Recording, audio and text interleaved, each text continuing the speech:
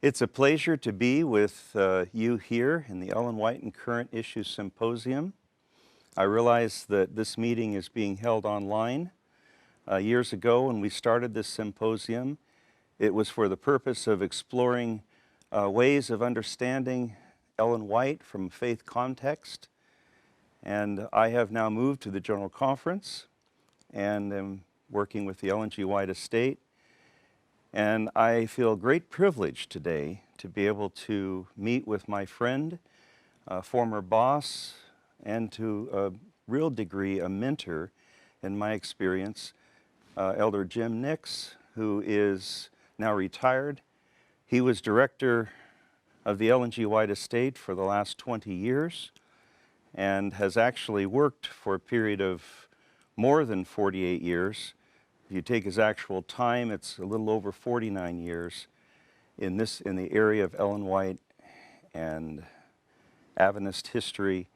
And we're just going to talk together and discuss some about his story, his life, his experiences, which I think will be a blessing for many who are listening. I know it'll be a blessing for me.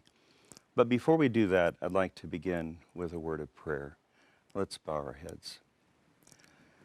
Loving Father, we thank you so much for Jesus. We thank you for his love. We thank you for his testimony that he has given through the gift of prophecy.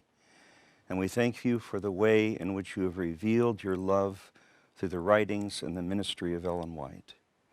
And we would ask that today, this morning, as we talk together, as we consider together, that you would bless both Jim and I, and that you would bless those who are listening, that our hearts would be knit together with you and connected to you in a new way because of the memories and the thoughts that we share.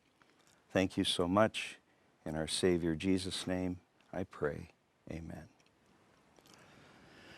Well, Jim, it's been a pleasure to work with you for quite a number of years. And let's be careful about how many. we'll not overemphasize that.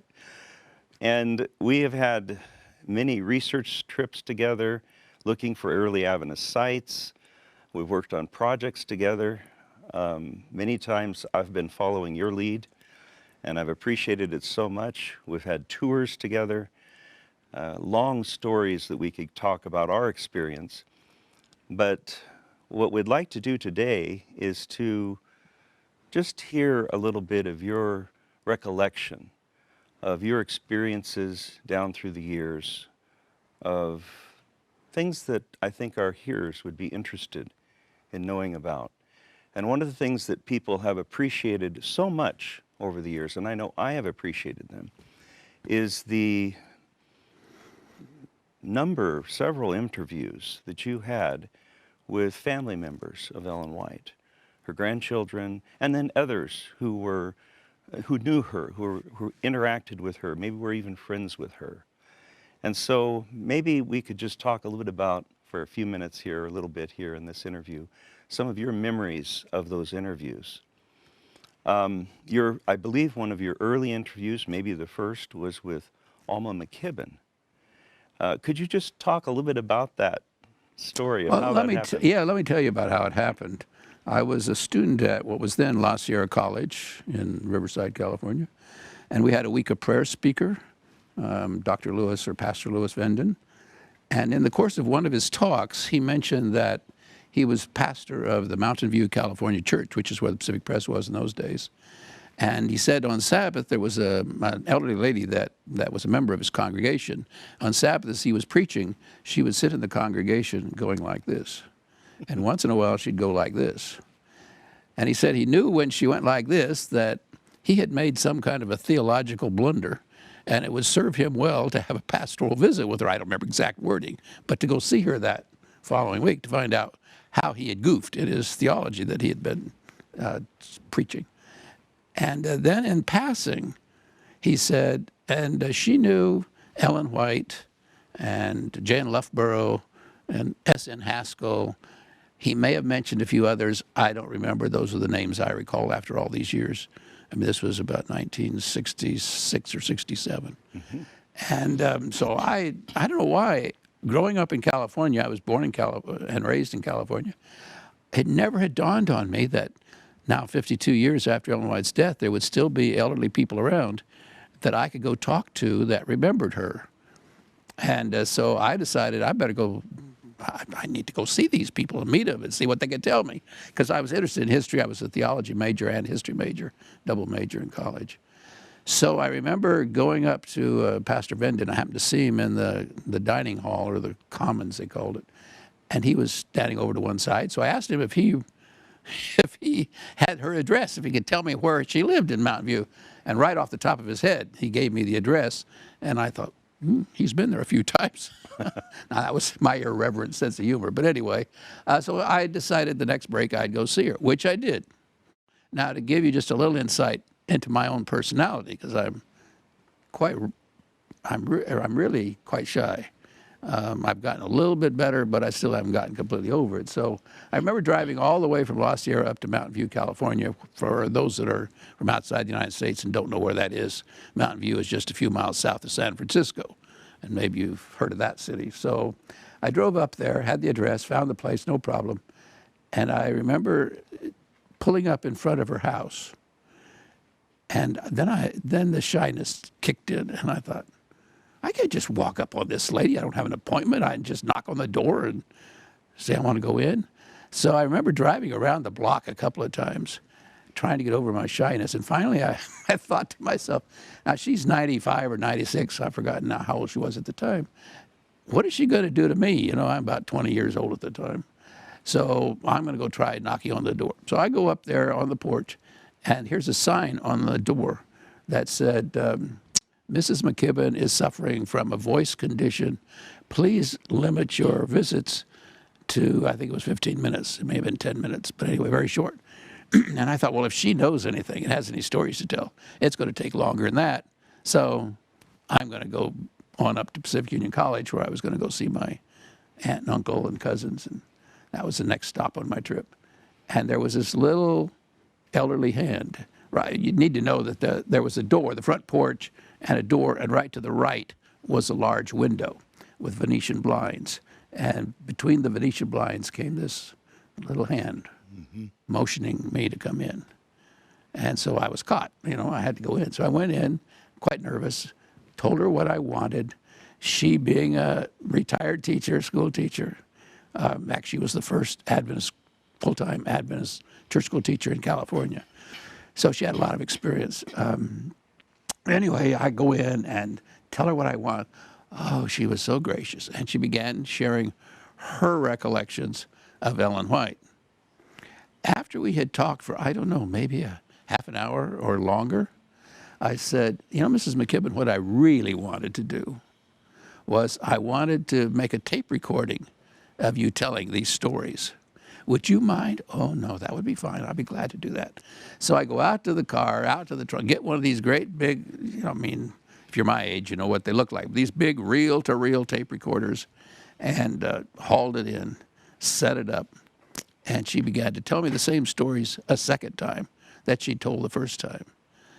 And I was just enthralled as I listened to her talking about her recollections of Ellen White. So that's how I got started. Then from there, just to kind of tease that line out a little bit further, from there I did go on up to see my relatives that lived up near Pacific Union College. And I wanted there to meet Mrs. Schock, who was Ellen White's youngest granddaughter. And I had read in the Pacific Union Recorder that she and her husband had just come to Elmshaven, Ellen White's last home in Northern California there. So she's living there now with her husband. And they are the new docents, or the guides, to take visitors through Elmshaven. So I went up and talked to her for a little bit. And after we'd visited a few minutes, for any that have been there, she was living in the apartment that was in the tank house. Excuse me, not the tank house, the office building behind. She and her husband were in an apartment there. And after a little bit, she said, "You don't want to talk to me. You want to talk to my mother." I said, "What?" "Your mother, Willie White's second wife." His first wife had died of tuberculosis in 1890. And this is now 1967, I think it was. So she said, yes, she's in a room up on the top floor of the original part of the St. Helena Sanitarium. And you need to go talk to her. She's got a lot more memories than anybody else. Well, obviously she did have, except for Ella Robinson, she did have more memories than anyone else. And so I went up to see her. She had remarried after Willie died, so she was Mrs. Corral when I knew her. Ethel May Lacey White Corral. And she wanted to make certain all that got in. So Ethel May, that was her name. She went by May. And then Lacey was her maiden name. And then, of course, White was because she'd been married to Willie White, Ellen White's son. Well, now, there was a different perspective, talking to someone who referred to Ellen White as mother. Yeah. It's not Mrs. White, it's not Sister White. It's mother, mother this, mother that, whatever she was talking about. So just to show how God kind of put things together in terms of looking back on my life, seated in that same little room up there on the top floor where Mrs. Corral had her room where she was staying, was another elderly lady, and she didn't say a word. She was just sitting there. And after a while, May said to me, now there is a lady that really knows more than I do, because she remembers Ellen White farther back than I do. That's Ellen White's oldest granddaughter, Ella White. Well, she just said Ella Robinson, who was Willie White's oldest granddaughter, Ellen White's oldest granddaughter, Willie White's oldest daughter, Ellen White's oldest granddaughter. And she just happened to be visiting from Pennsylvania. So, again, just getting ahead of the story a little bit, she introduced me to Ella, and Ella found out what I wanted, and after a little bit she said, well, you've got it. This was over a period of little time before this part happened, but she said, you need to come back to Washington, D.C., to the General Conference. We got to do this interview up right. And so you got to come back. And my brother, who's his brother? Well, it's Arthur White, who for 40 years was head of the White Estate, 41 years, I think, exactly, or precisely. So anyway, she said, you got to come back there. Could you come back there? Well, I tell you, in the 1960s, at least in my family, you didn't just flit around the country quite as easily as you do now. So anyway, I worked it out to drive back there and did a recording, which the White Estate and the Ministerial Association circulated. And I still, when I listened to it, I should probably put I will. Why not? I'm retired. What's going to happen now? When I listened to it, I was so nervous. And here, Mrs. Robinson, Ella, she's an elderly lady with a high-pitched voice. And she's asking her questions, and I am so scared. I'm responding with, yes, Mrs. Robinson. So when I listen to it now, I'm very embarrassed. But anyway, that's how I kind of got started in all this. The Lord, looking back on it, I can see how the Lord opened doors. I didn't realize at the time how it was all going to come together in my life, but it has been such a rich experience. And my view of Ellen White is so different than many people because, though obviously I never met Mrs. White, I met several people that knew Mrs. White, others besides just members of the family. And the picture of this warm, loving person, I mean, it's just so overpowering for me to realize what a genuine person she was. And I remember one time I was interviewing Ellen White's grandson, one of her grandsons, Arthur White, and his sister, Grace, that I've already mentioned, that was the caretaker at Elmshaven for several years. And I was kind of pushing him a little bit in this interview. I mean, we were doing a taped interview. And I was pushing him a little bit about, was it really as good as you're trying to paint it as being? Because, I've worked for the White Estate. I know what people think she was, this domineering, dogmatic, hard to get along with person. And so I was trying to tease him out or get him to, was she really that warm and wonderful and all that? And Arthur White got a little upset with me, and he said, Jim, she really was. You need to believe me. She really was. It was a real privilege growing up around my grandmother. And people that didn't have that experience obviously don't see that side of her. But that's probably the strongest that anybody reacted, but then I was probably pushing him harder than anybody else. I didn't normally go around and say, did you really think she was that wonderful?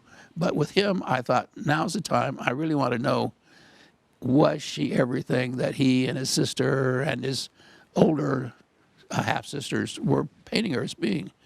And he was quite emphatic that she really was, and people don't realize it unless they were around her. It's incredible. You know, I've heard so many times you tell some of the stories that they told you on tours and in various meetings, and it may be that even some of our students that are listening in this symposium have been to the Seminary Heritage Sabbath a few years ago. We didn't have it last year because That's of true. the COVID situation, but those stories have brought the ministry of Ellen White to life for literally thousands of people. And I know you just mentioned it a little bit here, the picture of Ellen White that you heard from the family. But maybe elaborate a little bit more. Is there any part of Ellen White and who she was that interfaced maybe with something you've read that just makes her more rich for you because of the interviews that you've done and the interactions that you had with her daughter-in-law and grandchildren?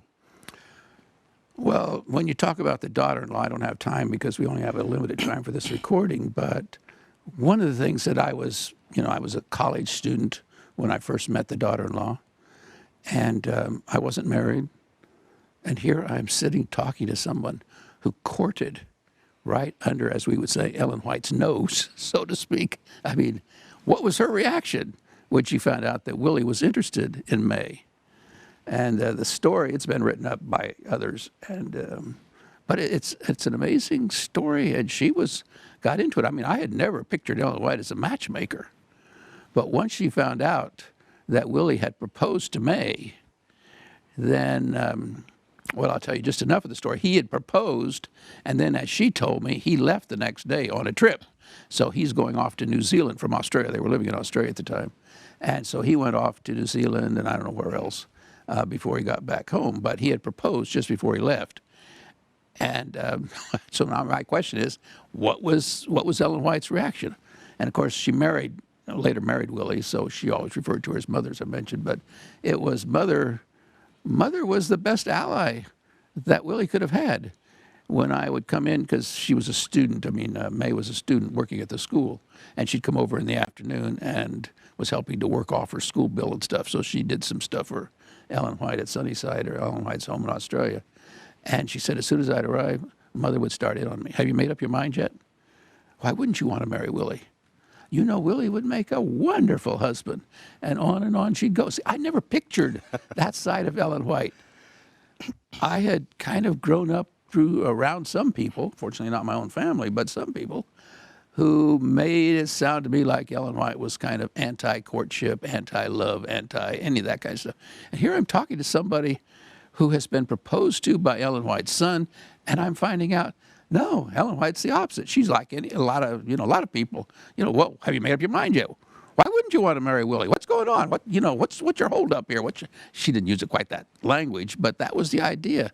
And I'm amazed, pleasantly amazed, but I'm amazed. That was not the way I pictured Ellen White at all. And she wanted to have grandsons too. Oh, well, that's something else. She wanted grandsons. And actually, she named the four boys when they were, the grandsons, the twins, the two boys, when they were born. She named them for her four sons. So she named one of the twins Herbert Clarence White. Herbert, of course, took care of little John Herbert, the youngest, and Clarence was the father's middle name, William Clarence White. And the other one she named James Henry White. James, of course, took care of the father, Ellen White's husband, Right. and James Edson, son number 2. And Henry was son number 1, Henry Nichols White, the oldest. So in those two little boys, she got all 4 of her sons and her husband's name, plus May's brother's name also. He was Herbert H. Camden Lacey, Herbert Camden Lacey, Professor Lacey. So, that's just the kind of thing that you would expect. Well, how are we going to name these kids? Well, they didn't have names. I guess they probably didn't realize they were going to have twins back in those days. So they weren't prepared for it. So she said, well, could I name them? And they said, sure. She said, Mother wanted to know if she could name them. Yeah, we said, sure, go ahead. So that's what she came up with. And she apparently was a very warm and loving grandmother. She bought them a little wagon. They would play around the Elmshaven there, hauling their little wagon and going out dig stuff in the garden, et cetera, and put it in their wagon and haul it back for Grandma and this kind of thing. I mean, she's just a typical grandma as far as they were growing up around her. And yet they, like Grace told me, she said, we always knew that Grandma's writings were special. We knew, even though when we were very young, we didn't know all the ramifications, everything that we later learned, but we knew that she was special. And but I mean, there's another little story that I think is cute, probably a lot of people have heard, and that is after she bought Elmshaven, there was no writing room on there, and she needed a space to write. So she built a writing room on the second floor above the kitchen. And there was a little back stairway that went up into the writing room. Now, she, being busy, could not just be interrupted all the time. And people would come and they would want an interview with Ellen White. And unless you had an appointment, just don't count on it. You didn't get in. I mean, she could not just be interrupted all the time. However, she was a grandmother. And that rule was supposed to apply to the grandkids also. Don't come mess with your grandmother. Don't interrupt her. She's busy. But Grandma had her own ideas. So there was, as I mentioned, there was this little stairway that came up from downstairs by the back door up into the writing room. And they had worked out, the grandkids had worked out with their grandmother, this little sign that if they would go up that stairway, stand at the top of the stairway, look across her writing room to where she was seated in her writing chair. She would see them over there. When she got through writing the thought that she was working on, she'd lay her pen down, and that was the sign they knew. They could run across, jump up in her lap. She'd give them a big hug and a squeeze and a kiss and talk to them briefly about whatever, you know, if there's new chickens that had hatched or whatever. I mean, she used to have some sayings, and one of them was, your name is White. You must always keep it that way. And another one that she used to tell her grandkids was, there's a heaven to win and a hell to shun. Now, those were not unique with her. That certainly was not a unique saying. But it's one that they remembered her saying to them. So anyway, they would be in there for just a few minutes, play. The lady that was in charge of the house, whose name was Miss McInturfer, Sarah McInturfer, she was the one that guarded the front door. And you didn't go in unless you had this appointment already set up. But she didn't know what was going on in the back door. So I've chuckled more than once because the grandkids and Grandma, Ellen White, they'd worked this deal out, so they just completely bypassed Sarah. She's out there in the front part of the house, protecting everything, doing whatever she's supposed to be doing. And the kids are sneaking in, the grandkids are sneaking in the back, going up the stairs, having this brief little interview. Oh, they didn't want to spend a lot of time with Grandma. They were just kids. They wanted a hug and a kiss, and they loved their grandmother, and back downstairs and out they'd go to play or whatever their assignment was if they had chores to do. And guess what? Everybody's happy. Grandma's happy. She got to see her grandkids. The grandkids are happy because they got to see their grandmother. And Sarah's happy because she doesn't know anybody has done anything, and so she thinks she's doing her job well. So it worked out for everybody. And Ellen White had a good experience because she got to see her grandkids. That's what I said, yeah. So she got to be with her grandkids. So she was happy. But that was typical Ellen White. She was a well-rounded person. She liked, I just read this recently in some letters. We had some tapes at the White Estate that had never been transcribed, recordings of different people that had known Ellen White, that had lived around Elmshaven. And one of them, I don't remember, I didn't know I was going to tell this, but I got a chuckle when I read it. One of them was by an elderly person who had been a young person living there close to Elmshaven. And he said, well, we remembered when Sarah McInturfer and Ellen White would go riding for a buggy, and they'd go wheeling around the corners. And it sounded like both those women liked the speed. And I chuckled when I read that. I thought, well, okay. And another one recalled that when Ellen White came into church, she just marched herself right down to the front row, sat down, took her coat off or whatever, her hat off or whatever, put it down, sat down, and she was there for church. But again, it seems like she was kind of quick about it. She was not slow, and sometimes I think we picture her, and maybe because most of the stories we have of her is when she was very late in life. Right. But apparently that's not the way she was her whole life. She liked to go fast in her buggy, and she wasn't driving. Sarah McInturfer was driving. She had driven buggies, but by the time this person was telling his recollections, it was Sarah McInturfer who was the race driver. Well, that's my interpretation. As you mentioned the story of them going up the back stairs, the kids, I remember I didn't know any of the grandchildren except for Grace. I was a student at Pacific Union College in the late 70s, and she was living there.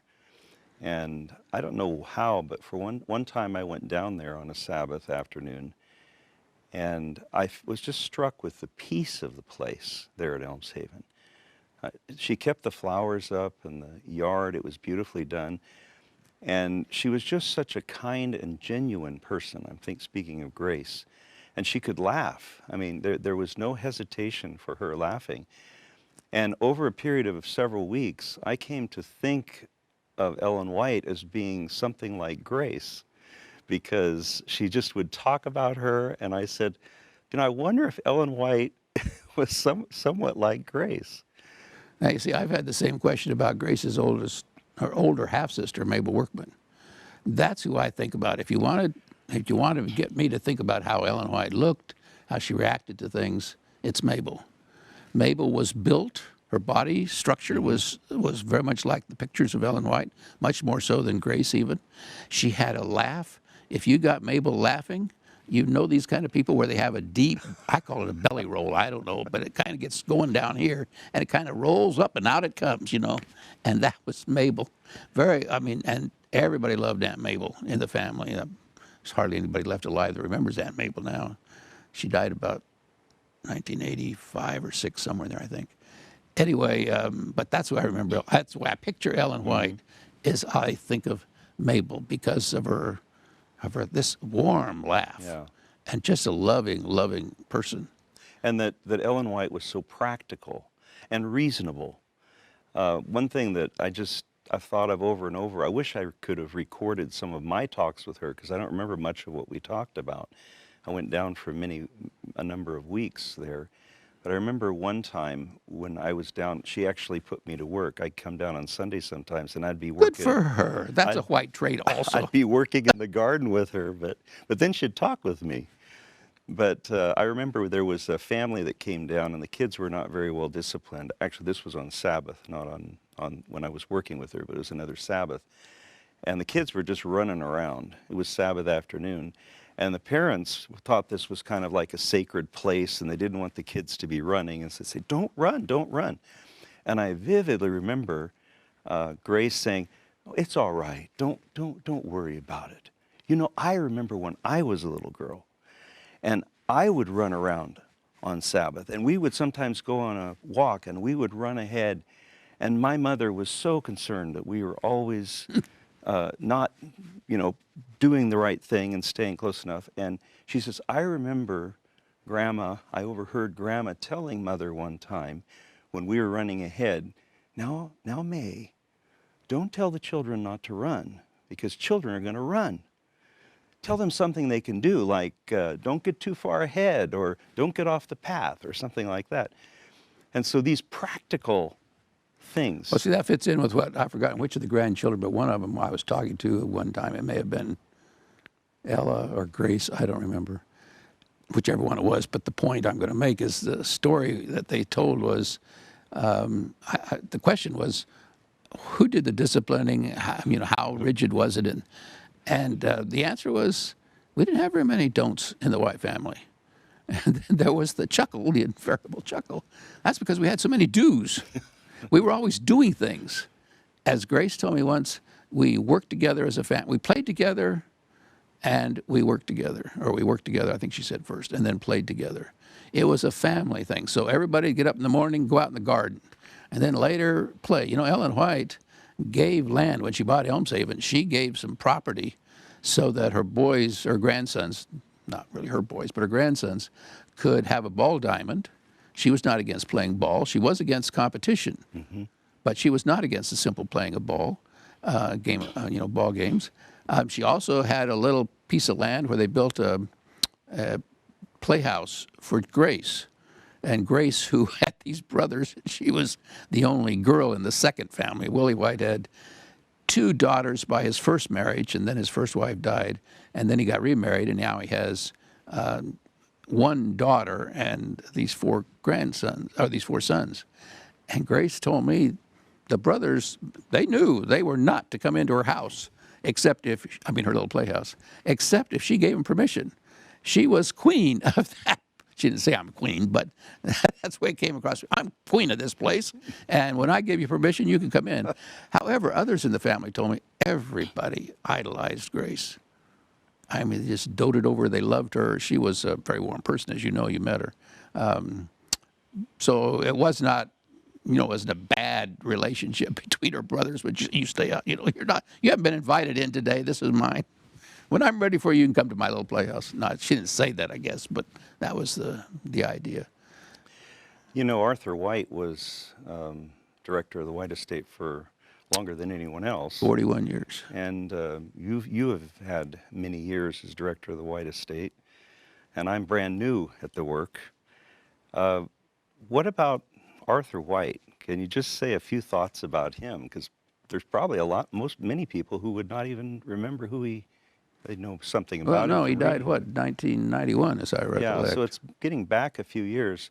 How about just a memory or two about Arthur White? To be honest with you, I was not around Arthur White as much as some of these others. First place, you have to realize that Arthur White was Arthur White.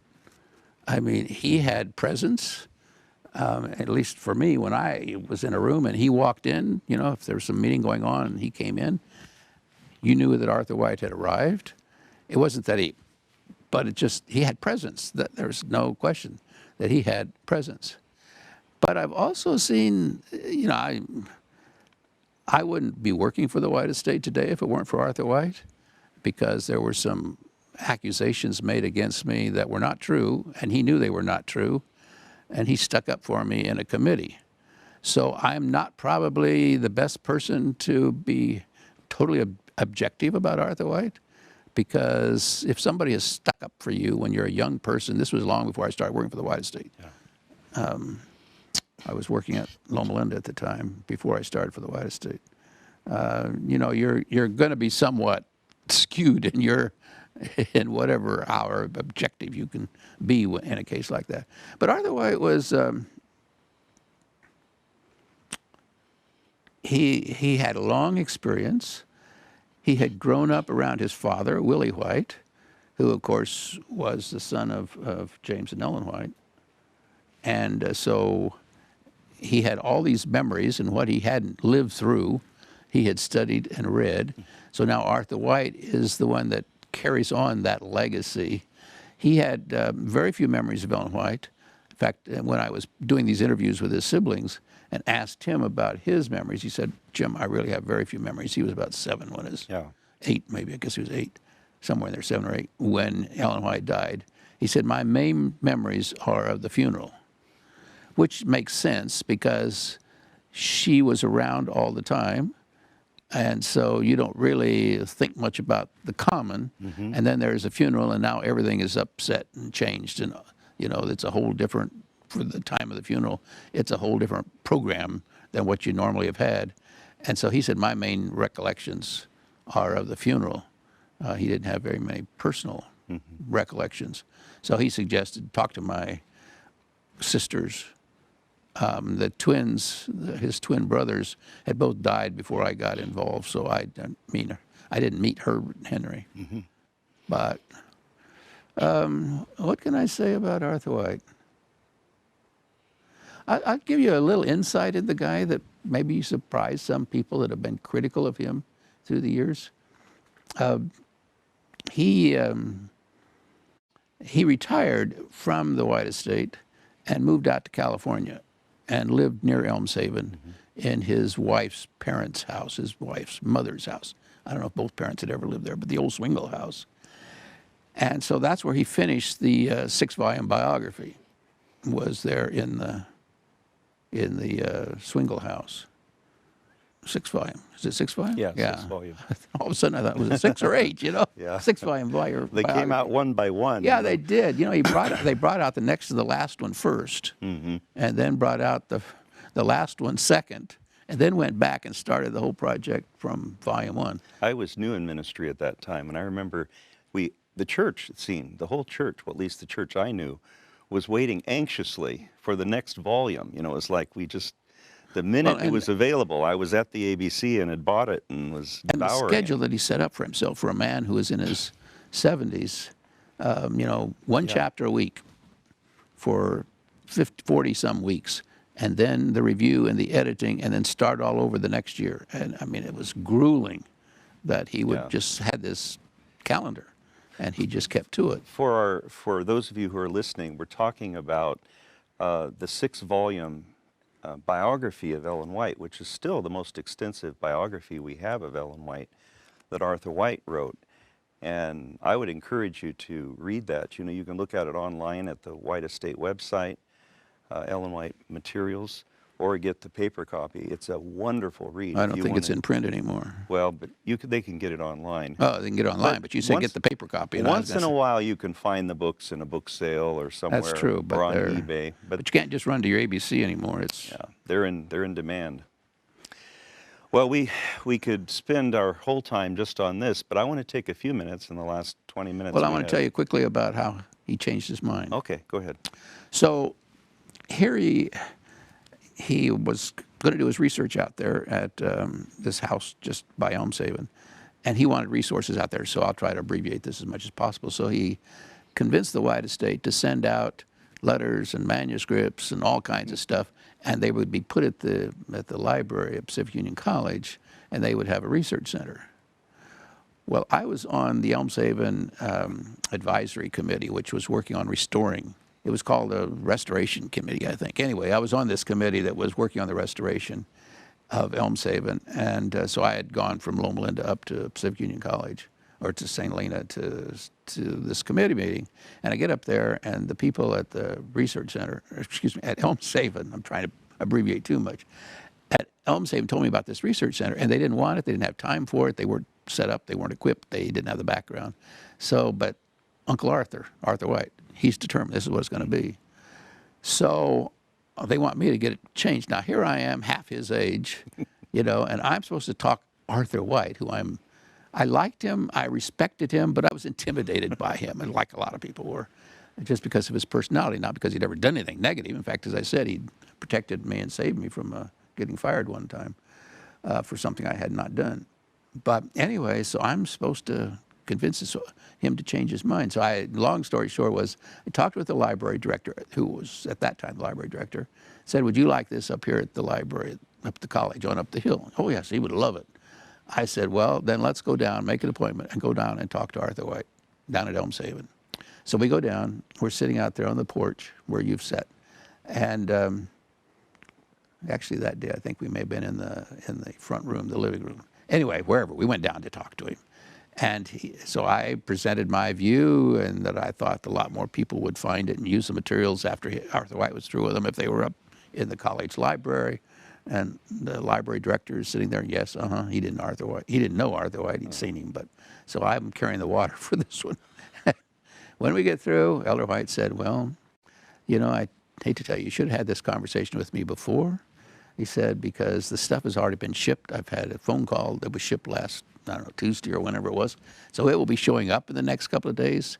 And and it's all addressed to come here to Elmshaven, so it's a done deal. So I was talking afterwards with the library director. I said I did the best I could. Well, he'd been sitting there, he could hear. And so, but just to show you about Arthur White. So we go to the meeting the next day or 2 days later, whenever it was. We go to the meeting, and the chairman of the committee was Dr. Floyd Rittenhouse. So Dr. Rittenhouse is working down through the agenda, and he comes to this research center at Elmshaven. And he said, now this is Arthur White's, this is his item. So I'll turn it over to him. So Arthur White goes through this whole spiel, exactly what he had told me, why it should be up there at Elmshaven and not up at the college.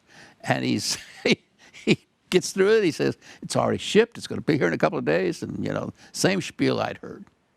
When he gets through, totally unbeknownst to me, I didn't know he was going to do this. He said, now, Jim has another idea. So he flips it over to me now, and I'm on. I didn't know I was going to be on. So I give my little speech that I had prepared to give to Arthur White a couple days before. And when I get through, Arthur White said, I move it. And just like that, it went to PUC. Now, that's a side of Arthur. He had a little fun. He was having fun with me, for sure. But, some people thought he was so rigid. When he could see something that was better for the church, he knew that this was going to be helpful for him while he was doing the work on the biography. But once that was over, they weren't going to ship all the stuff back east, and it probably would just sit if it was at Elmshaven or get very little use. Yeah. So that was a thing about Arthur White that I respected, is he was not as inflexible as some people think. Now, I've seen the other side of him too, but we all can be stubborn. I can be stubborn. Just ask my wife. All right, you want to go talk about something else. Well, we don't have long to cover the whole thing, but it would be unfortunate to not spend a little time talking about Adventist Heritage Ministries, or as it was originally back, Adventist Historic Properties.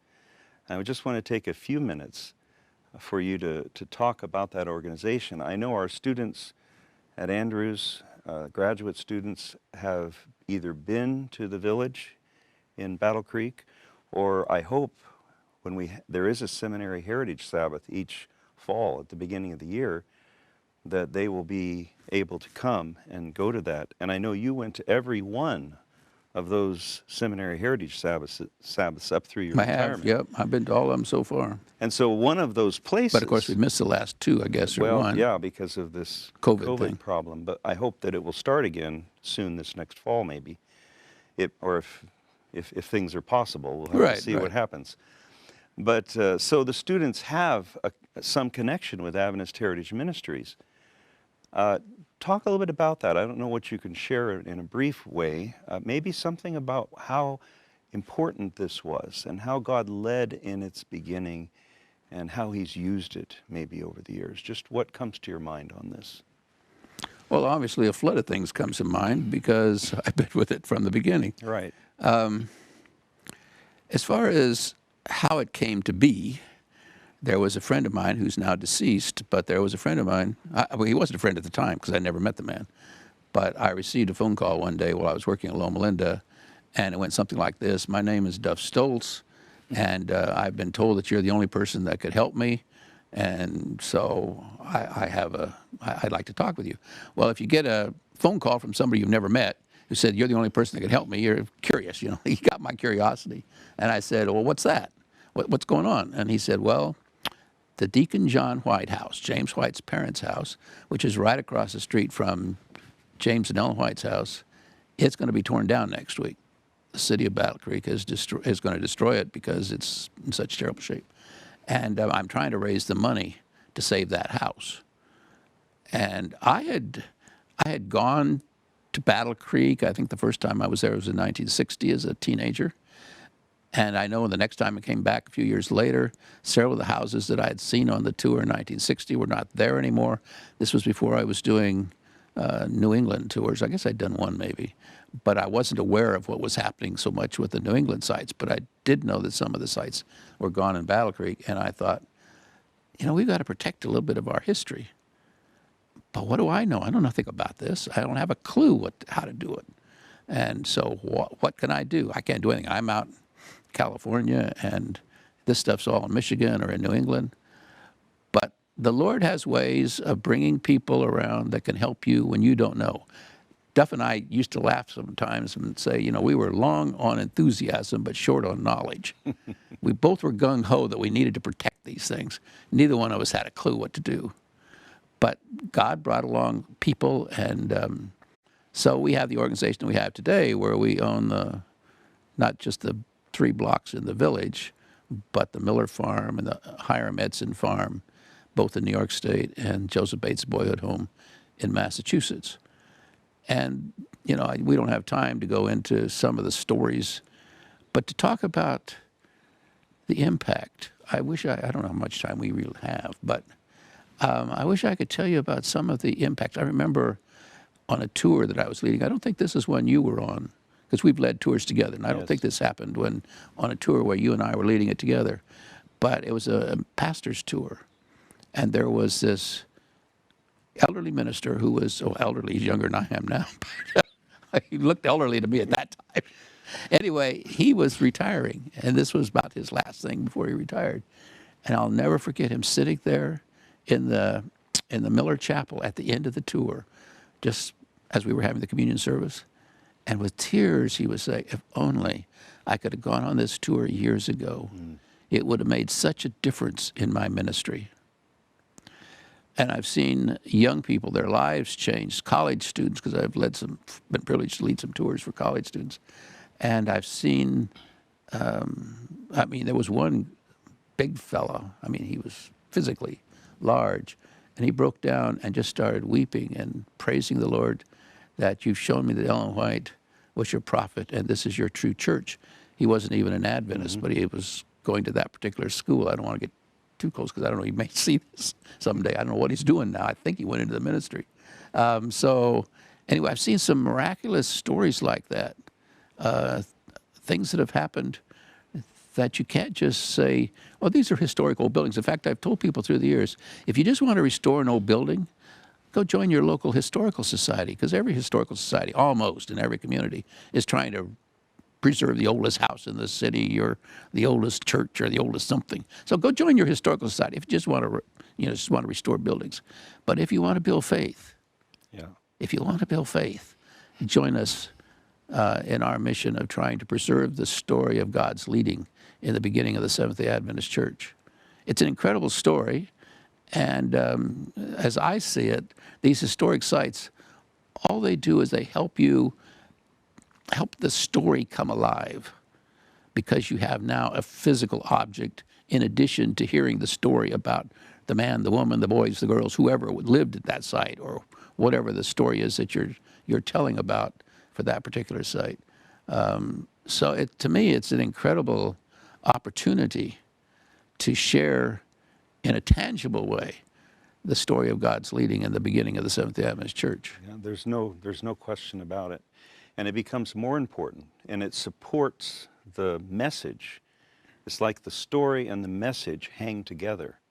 And when you can bring them together, it just makes the power even more incredible. Well, I've started a lot of things in my career, I will admit, but Seminary Sabbath was not one of them. That credit for that goes to somebody else. But they're important because, and I'm glad the seminary does Seminary Sabbath every year up until the COVID thing hit, because the idea behind it is that when you're first starting your seminary education, you come there and you find out again, if you never knew before, you begin to find out, or you get reminded of the beginning of God's leading in this church. It's a prophetic movement. We're not just like the church down the street, the next church, as good as they may be, but they don't have what this church is privileged to have. So it reminds you of that, and then after you have been reminded of what we're all about and why, then you go and you learn how to make that message relevant to today's generation. You see how they did it. You hear stories on Seminary Sabbath about how the pioneers did it. Now you go out and you interpret that and you adapt that to making things relevant for us today. I think I hope that they don't ever stop it once they can start it again. I don't know what, future deans, they can do whatever, but I'm glad the current dean, the first dean that had it, and now the current dean has continued it. And I hope that whenever he goes to wherever he goes next, that his follower will keep it going. I think it's a beautiful combination of reminding us why we're here and what we're all about, and actually walking in the footsteps of the pioneers there in the village in Battle Creek, and then going back and getting educated about how we adapt this message and share it today.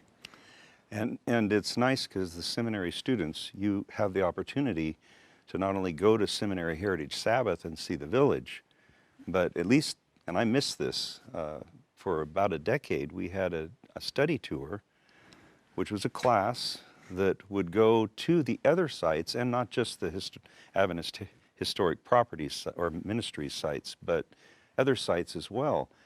And I know that the plan is to continue. Of which 3 of them were Adventist historic property. Right. I just wanted to throw that in. We don't want to miss that. And those would be places we'd dwell, like at the Miller Farm and the Bates Home now, which is a wonderful new site that's building, and the Edson Farm, where you can understand better the development of the sanctuary message. And I am looking forward to COVID being over so that the professors, Adventist Studies professors at Andrews, the Yeah. seminary, can continue these tours. And I just want to say one thing as we're getting ready to close here, how much I appreciated your coming. I think except for 1 year, maybe it was 2, but at least maybe when you absolutely had no other alternative, but you were with all of the other tours that we had. You met us at the Miller Farm. No, I think it was the Philippines. I had an appointment, and Yeah. some way I got the wrong date. And But you came to each one of those tours, and I just appreciate so much. I want to say to you, in front of the seminary family, the support that you have given, not just as director of the White Estate, but also as a director of the White Estate, both personally as director. well, I know I'm singing to the choir when I say this to you, but to me, you sat me down when you first came to Andrews, and I said, I don't need to keep coming to all this stuff now because you're there at Andrews. And you said, yes, you do. The White Estate needs to be represented. And the more I thought about it, the more it made sense to me. You cannot really do your ministry if you don't believe in Ellen White. Yep. We can have these discussions in the church about whether you have to believe in Ellen White and all that kind of thing. But if you're a Seventh-day Adventist pastor and you want to fully experience the blessings that come with being a Seventh-day Adventist minister, you need to be a strong believer in Ellen White. And anything that the White Estate can do, even if it's just the presence of the director, to let you know we care and there's a face behind that mailing address or that email address that you can contact, to me is important. And you sat me down and you talked to me pretty straight about that, and you convinced me. Now I'll tell you the same thing. You better listen to your own speech. Roll that tape again, brother. Listen to your own speech. Well, in a way, this event, my being here at the invitation of Dr. Kaiser and Dr. Hernandez, is trying to follow in your footsteps on this. Follow your advice through my footsteps and back to you. Well, we only have a couple more minutes, and I think I appreciate how you've shared just these few thoughts on the importance of Adventist ministers, Adventist workers, really understanding Ellen White and appreciating her ministry and being personally blessed by it, and then being able to integrate her prophetic work, her writings in their ministry. And I think, in a way, this interview, in my mind, is praying that God will make that happen in just one more way for those who are leaders and will be leaders in the Seventh-day Adventist Church as pastors. And you go on from being pastors to leaders in other ways in the church. And those of you that are listening right now to this interview, God's going to use you in the future. And what happens in your life as it relates to your understanding and your appreciation of Ellen White and her prophetic ministry in connection with the Adventist mission and message will make all the difference in the world. And I just pray that God will particularly bless you. And I know I want to close telling feel my this favorite story. And that Please, let's do. I was asking Ellen White's oldest granddaughter one time, Ella, what her favorite recollection was. She was 33, I guess, something like that, when Ellen White died in 1915. And she said, well, that was easy. And I don't have much time, so let me abbreviate it. Ellen White was preaching, and on this particular Sabbath, she was talking about the matchless love of Jesus for all of us. And right in the middle of the sermon, Ella said her grandmother stopped. And she said she looked up as if she were looking right into the face of Jesus in heaven. And she said, oh, Jesus, how I love you. How I love you. How I love you. Yeah. That summarizes for me Ellen White's life. And that also, for Ella, was her favorite memory. Yeah. Oh, Jesus, how I love you. How I love you. How I love you. What a legacy we have to share. Amen. Jim, would you, I started with prayer. Would you have a little prayer for us as we close? Sure. Our Father in heaven, I want to thank you for the chance that we had these few minutes to reminisce about Ellen White and the impact that she's had on our church. I pray that you'll be with all those who may listen to this video interview. Bless them, guide and direct them, and help them in their future ministry. Thank you, Lord, for hearing our prayer and for giving us the privilege, the opportunity to work with you towards finishing the work so Jesus can return. I pray in Christ's name. Amen. Amen. I pray that God will bless you as you continue with this Ellen White Issue Symposium, and it's been a great privilege for Jim and I to be with you today. God bless.